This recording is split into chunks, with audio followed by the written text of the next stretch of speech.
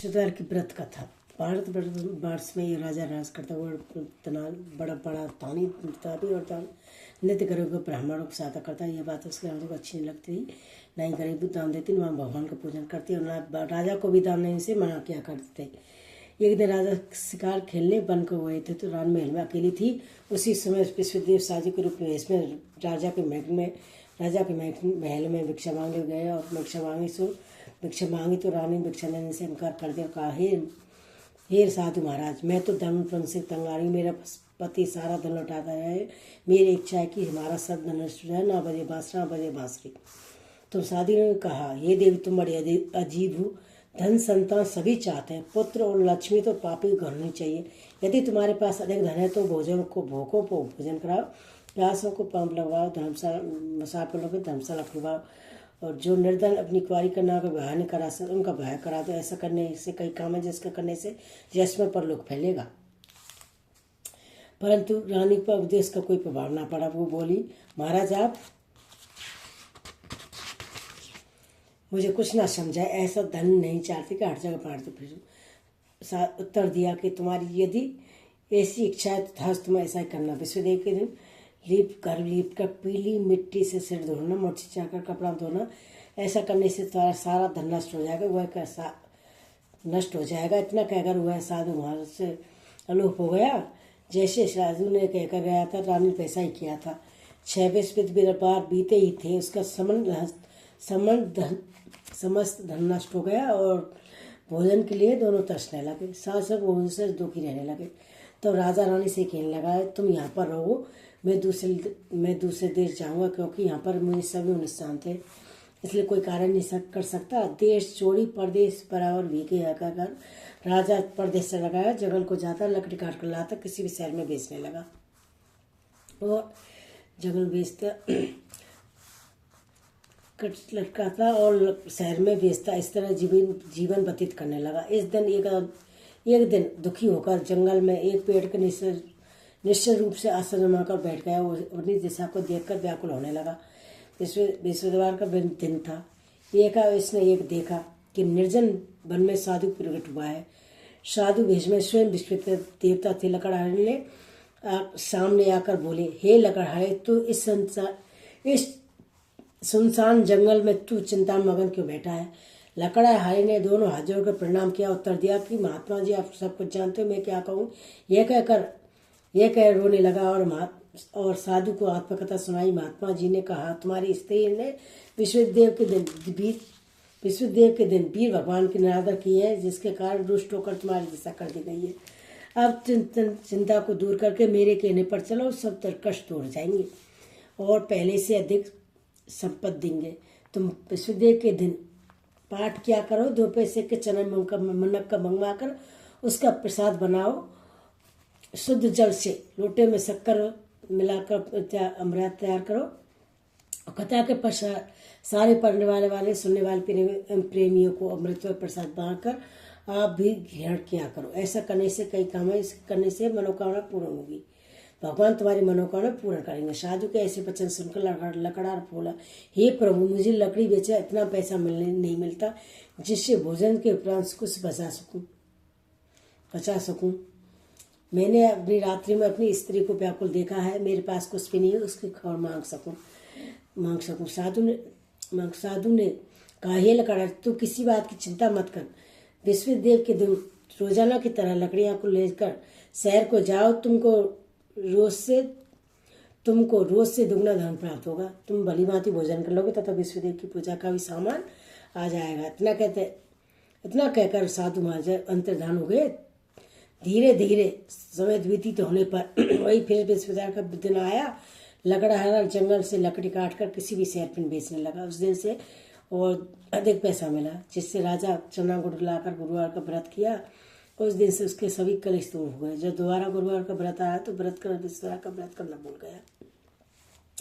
इस कारण विष्णु भगवान नाराज हो गए। उस दिन से उस नगर के राजा ने विशाल यज्ञ का आयोजन किया तथा शहर में घोषणा करा दी गई कि कोई भी मनुष्य अपने घर में भोजन न बनावे, आग न जलावे। समझ जनता मेरे भोजन करने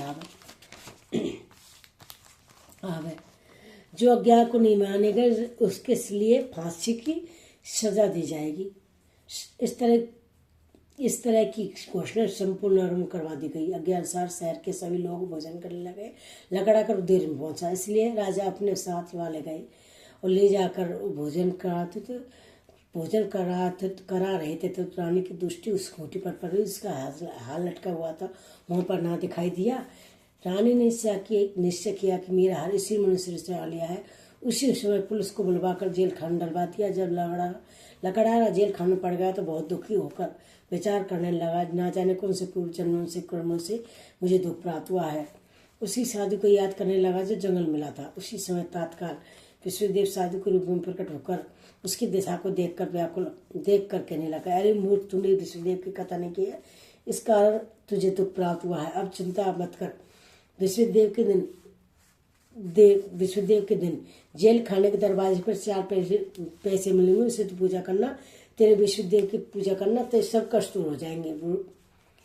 विश्वदेव को रोज उसे 4 पैसे मिले। लकड़हारे ने कथा कही। उसी रात्रि को विश्वदेव ने उसे उस नगर के राजा को सपने में कहा, हे राजा, जिस आदमी को जेल खाने में बंद कर दिया है वह निर्दोष है, राजा है, उसे छोड़ देना।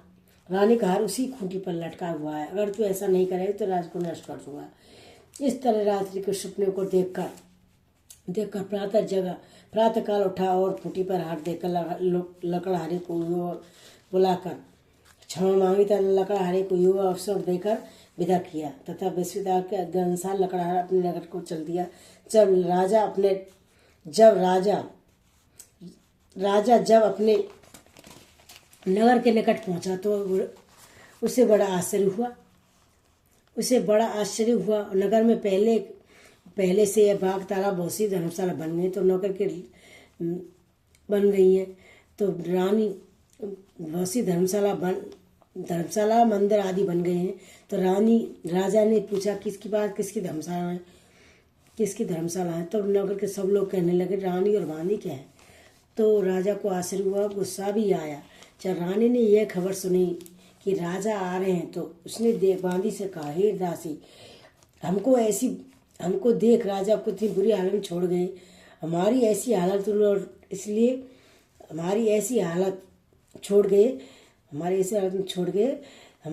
हालत देखकर वह कहीं लौट ना जाए, इसलिए तू दरवाजे पर खड़ी हो जा। आज्ञा अनुसार दासी दरवाजे पर खड़ी हो गई। राजा आए और मैं उन्हें अपने साथ लेवा लाई। तब राजा ने क्रोध करके कहा, अपनी रानी से पूछा, ये धन तुम्हें कैसे प्राप्त हुआ है? तब उन्होंने कहा, यह धन में विश्वदेव व्रत के प्रभाव से प्राप्त हुआ है। निश्चय किया कि 7 रोज बाद तो सभी विश्वदेव का पूजन करते हैं, परंतु रोजाना मैं 3 बार कहानी कहा करूँगा, रोज व्रत किया करूँगा। अब हर समय राजा के दुपट्टे में चने की दाल बनी रहती थी तथा 3 बार कहानी कहता। एक रोज राजा ने विचार किया कि चलो अपनी बहन के यहाँ हुआ में। इस तरह निश्चय कर घोड़े पर सवार होकर अपनी बहन के घर यहाँ गया और बहन के यहाँ चलने लगा। मार्ग में उसने देखा कि कुछ आदमी मुर्दे को ले जा रहे हैं। तो उन्होंने रोककर राजा से कहने लगा, अरे भैया, मेरी विश्वार की कहानी सुन लो। वे बोले, हमारे तो आदमी मर गया, इसमें अपनी कथा की पड़ी। पर कुछ आदमी बोले, अच्छा, हम तुम्हारी कथा सुनेंगे। राजा ने दाल निकाली की और जब कथा आदि हुई तो मुर्दा हंसने लगा। जब समाप्त हो गई तो राम राम करके मनुष्य उठकर खड़ा हो गया। आगे मार्ग में एक किसान खेत में हल चलाता हुआ मिला। राजा ने उससे देखा और उससे बोला, अरे भैया, मेरी विश्वदेव की कथा सुन लो। किसान बोला, जब तक तेरी कथा सुनूंगा जब तक 4 हरिया जोत लूंगा। जा अपनी कथा किसी और को सुनाना। इस तरह राजा के आगे चलने लगा। राजा के हटते ही बैल पछाड़ खाकर गए। उसके पेट में बड़ी जोर से दर्द होने लगा। उस समय उसकी माँ रोटी लेकर आई हुई। उसने जब देखा कि ये तो अपने पुत्र से सभी हाल पूछा और बेटे ने सभी हाल कह दिया। बुढ़िया दौड़ी घुड़सवार के पास गई। इससे बोली, मैं तेरी कथा सुनूंगी, तू अपनी कथा मेरे खेत पर चलकर कहना। बुढ़िया ने खेत पर जाकर कथा कही। इसको सुनते ही बैल उठकर खड़े हो गए। किसान के पेट का दर्द बंद हो गया। तो राजा की प्रशंसा होने लगी। पेट दर्द मंद हो गया। राजा अपनी बहन के घर पहुंचा। बहन ने भाई की खूब मेहमानी की। दूसरे रोज प्रातः काल उठा और जगा तो उसने देखने लगा कि यहाँ सब लोग भोजन कर रहे हैं। तो राजा ने अपनी बहन से कहा कि बहन, कोई ऐसा भोजन नहीं जिसने भोजन नहीं किया हो, मेरी 20वें द्वार की कथा सुन ले।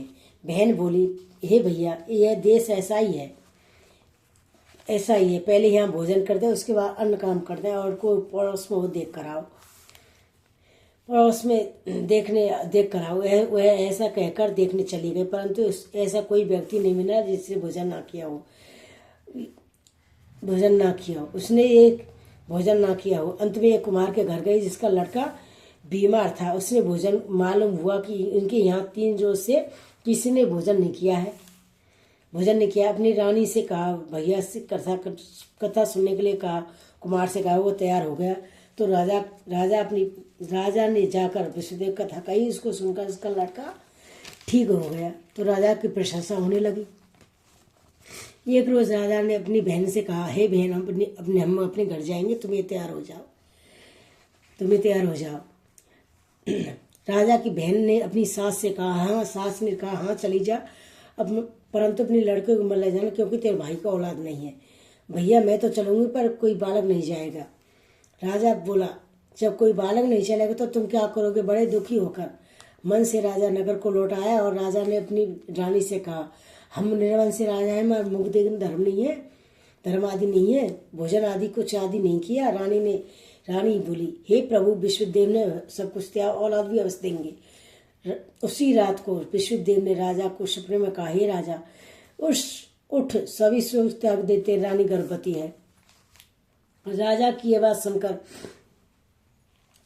सुनकर बड़ी खुशी हुई। नवीन उसके गर्भ से एक सुंदर पुत्र पैदा हुआ। तब राजा बोला, स्त्री बिना भोजन के रह सकती है, बिना कह रही रह सकती है, मेरी बहना कुछ मत कहना। जब रानी ने सुनकर यह शुभ समाचार सुना तो वह बहुत खुश हुई तथा बधाई लेकर आई। तो रानी ने कहा, घोड़ा चढ़ के नहीं आई, पर गधा चढ़ कर आई। राजा की बहन बोली, भाभी, इस प्रकार नाते कहती तुम्हें औलाद कैसी मिलती? विश्वदेव ऐसे ही जैसी जिसकी मनोकामना है सभी पूर्ण करते हैं। जो श्रद्धापूर्वक से विश्वदेव का व्रत एवं कथा पढ़ता है, उसकी शब्द सुनता है और दूसरों को सुनाता है, उसकी विश्वदेव संदेव रक्षा करते हैं, मनोकामना पूर्ण करते हैं।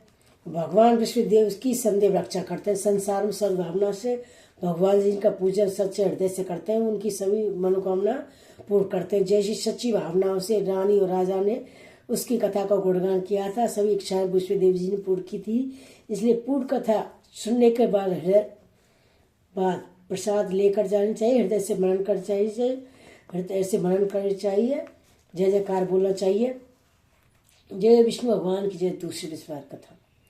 प्राचीन काल में ब्राह्मण रहता था, वो बहुत निर्धन था, उसकी कोई संतान नहीं थी। उसकी स्त्री निर्धनता के साथ रहती थी। वह न स्नान करती, न किसी देवता का पूजन करती। इससे ब्राह्मण देवता बड़े दुखी रहते थे। किंतु ब्राह्मण देवता बड़े दुखी रहते थे, बेचारे बहुत कुछ कहते, किंतु उसका कोई प्राण ना निकला। भगवान की कृपा से ब्राह्मण की स्त्री कन्या रूपी रतन पैदा हुआ। कन्या बड़ी होने पर प्रातः स्नान कर विष्णु भगवान का जाप करने लगी, विष्णु द्वार का व्रत करने लगी।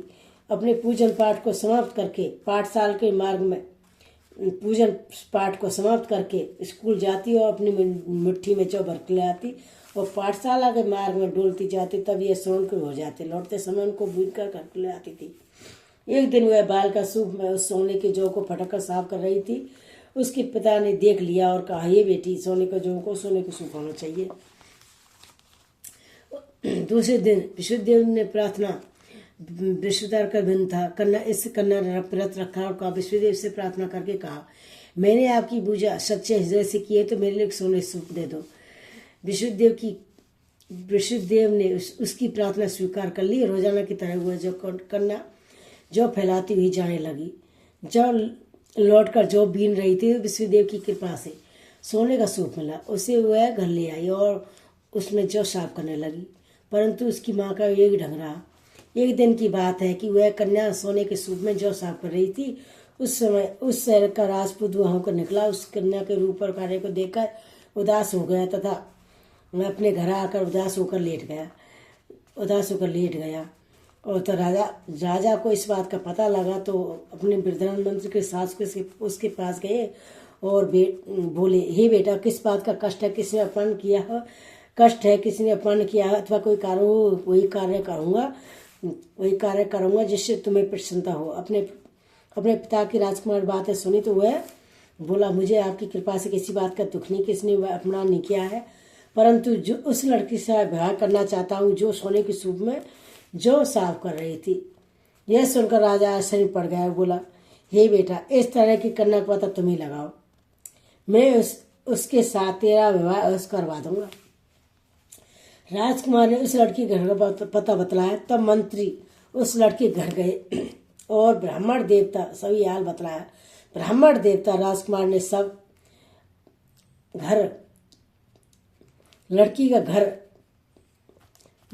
घर गए और ब्राह्मण देवता सभी हाल बतलाया। और ब्राह्मण देवता राजकुमार के साथ अपनी कन्या का विवाह कराने के लिए तैयार हो गए। विधिवन के अनुसार ब्राह्मण की कन्या का विवाह राजकुमार साथ हो गया।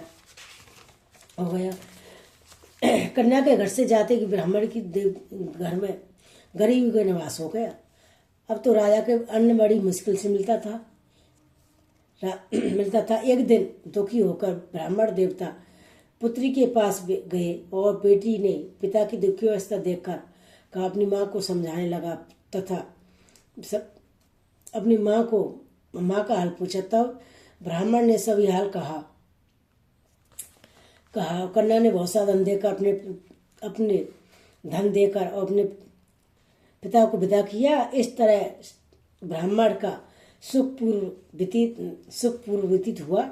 कुछ दिन बाद फिर वही हाल हो गया। ब्राह्मण फिर अपनी कन्या के यहाँ गया और सारा हाल कहा तो लड़की बोली, हे पिताजी, माताजी को यहाँ लिवा लाओ, मैं उसे विधि बता दूंगी जिससे गरीबी दूर हो जाएगी। वह ब्राह्मण देवता अपनी स्त्री को साथ लेकर अपनी माँ को प्रातः समझाने लगी, तुम प्रातः काल प्रथम में स्नान करके विष्णु भगवान का जाप करो, सब दरिद्रता दूर हो जाएगी। परंतु उसकी माँ ने एक ही बात नहीं मानी। अपनी प्रातः काल उठकर अपनी पुत्री के बच्चों को झूठन को खा लिया। इससे उसकी पुत्री को बहुत गुस्सा आया और एक रात को कोठे में सभी सामान निकाल दिया और अपनी माँ को उसमें बंद कर दिया। प्रातः काल उसे निकाला और स्नान आदि करा के पाठ करवा तो उसकी माँ की बुद्धि ठीक हो गई और फिर प्रत्येक विश्ववार का व्रत रखने लगी। इस व्रत के प्रभाव से माँ बाप बहुत ही धनवान हुए, पुत्रवान हो गए और विष्णुदेव जी के प्रभाव से इस श्लोक में सुख भोग कर स्वर्ग को प्राप्त हुए। जय विष्णु भगवान की जय, विष्णु भगवान की जय, विष्णु भगवान की जय। जय विषिपित देवा स्वामी, जय विषिपित देवा, छन छन भोग लगाओ फल मेवा। ओम जय विषिपित देवा, तुम पूर्ण परमात्मा, तुम अंतर्यामी, जगत पिता जगदीश्वर, तुम सबके स्वामी। ओम जय विषिपित देवा, चरणान्य निज निर्बल सब पातक हरिता, सकल मनोरथ दायक कृपा करो भरत।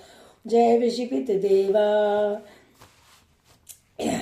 तन मन धन अर्पण कर जो जन शरण परे, प्रभु प्रकट तब होकर आकर द्वार खड़े। विषिपित देवा, दीन दया निधि भक्त नीतिकारी, पाप दोष सब हरता बहुमंदन हारी। ओम जय विषिपित देव, सकल मनोरथ दायक सब संशय तारो, विषय विकार मिटाओ संतन सुखकारी। ओम जय, जो कोई आरती तेरी प्रेम से गावे, ज्येष्ठानंद मन सो निश्चित फल पावे। ओम देवा, जय विष्णु भगवान की जय, विष्णु भगवान की जय, विष्णु भगवान की जय, जय विष्णु भगवान की जय। आरती विष्णुदार देवे तुम्हारी, गुरुदेव तुम्हारी, जो आरती कन्या गाँव में घरे घरे मांगे। आरती विष्णुदेव तुम गुरुदेव तुम्हारी, जो आरती है बाजी जो गाँव में जो पुत्र जो मांगे। आरती विष्णुदेव तुम्हारी, गुरुदेव तुम्हारी, जो आरती है लड़का गाँव में नौकरी माँ जो ब्याह जो मांगे आरती विष्णुदेव तुम्हारी आरती विष्णुदेव तुम्हारी गुरुदेव तुम्हारी जो आरती है बुढ़िया गाँव में सदा सुख पावे आरती विष्णुदेव तुम्हारी गुरुदेव तुम्हारी रीति विष्णुदेव तुम्हारी गुरुदेव तुम्हारी जो आरती है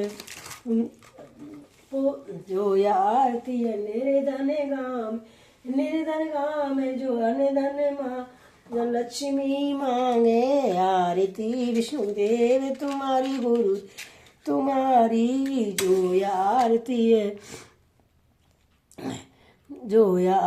है लड़की गाँव में सदा सुख पावे जो आरती है बुढ़िया गाँव में सदा सुख पावे आरती विष्णुदेव तुम्हारी गुरुदेव आरती विष्णुदेव तुम्हारी गुरुदेव तुम्हारी। जो नवग्रह की कहानी। दो भाई भाई बहन से मिलने जा रहा था। रास्ते में सर्प बैठा बोला, मैं तुझे डसूंगा, तू मुझे मत डस। मैं अपनी माँ का एक ही बेटा हूँ, मैं अपनी बहन का एक ही भाई हूँ, ना तेरे नवग्रह की दिशा लग रही है, मैं तुझे डसूंगा। अच्छी बात है, मैं अपनी बहन के यहाँ मिल आऊँगा, आते बार डस लियो, क्या पता इस आए नहीं आवे नहीं, मैं तो अभी डसूंगा। अच्छा तू मेरे थैले में बैठ जा। सर्प थैले में बैठ गया, ऊपर से बेल पत्ते ढक लिए। भाई बहन के घर गया। बहन नवग्रह की कहानी कह रही थी।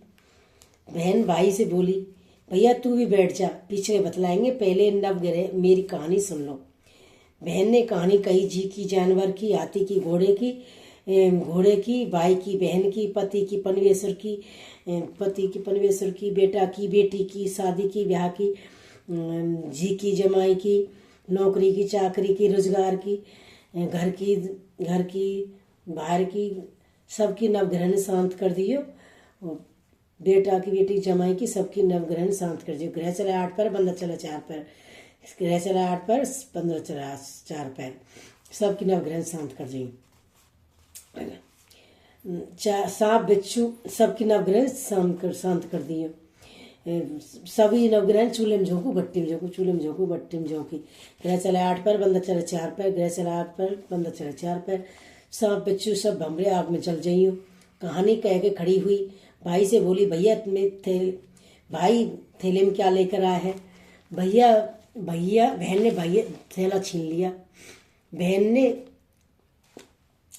ने थैले में क्या लेकर आया है? बहन ने कुछ नहीं लेके आया, जबरदस्ती बहन ने थैला छीन लिया। थैला खोलकर बहन ने देखा तो बेल पत्ते के संतरे बन गए, केले संतरे बन गए और सब का हार बन गया। केले संतरे बच्चों को दे दिया, हार खुद ने पहन लिया। हार पहन के बहन आई और भाई बोला, बहन तू तो बहुत गरीब थी, इतना महंगा हार कहाँ से लेके आई है? हाँ भैया, अब भी गरीब थी, जब भी गरीब थी मैं, तू ही मेरा हार लेके आया। नहीं, मैं बहन में तो हार नहीं लेके आया, मैं तो अपनी मौत लेके आया था। तेरी कहानी कहने से हार नाग